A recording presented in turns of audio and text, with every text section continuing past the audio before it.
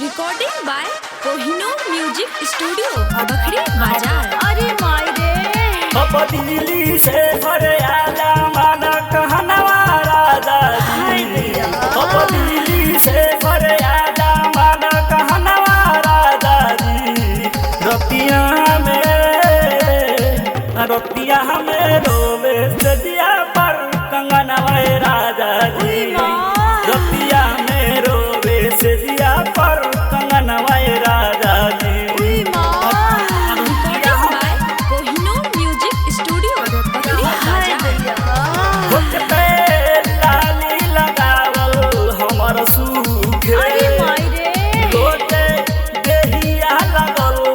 हमारा दुखे हाय दैया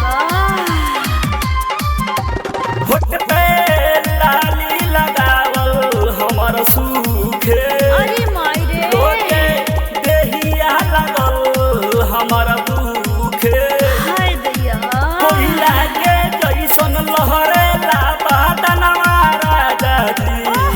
कोयला के जैसन लहरे ला बदनवा राजा जी। अरे माई रे रतिया में रोवे सजिया पर कंगनवा राजा जी। रतिया में रोवे सजिया पर कंगनवा राजा जी। हाय दैया कोहिनूर म्यूजिक स्टूडियो बखरी अरे बाजार। माई रे चूड़ी लहठी संगे बिंदिया और बाली हो। सैया मन कर फेंक दिल तारी हो। हाय दैया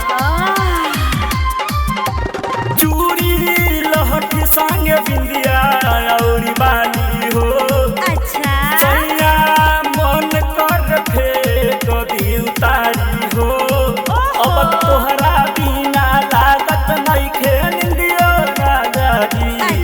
अब तोहरा बिना लागत नइखे निंदियो राजा हाय जी। दैया रतिया में रोवे से जिया पर कंगनवा राजा जी। अरे माई रे रतिया में रोवे से जिया पर कंगनवा राजा जी। हाय दैया कोहिनूर म्यूजिक स्टूडियो बखरी बाजार।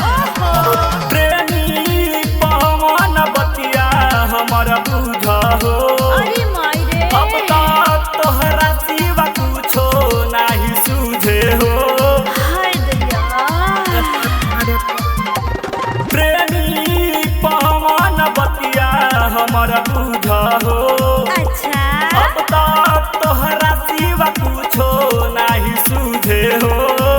न तो साजन पंकज से दे हवा राजा जी। न तो साइलेंस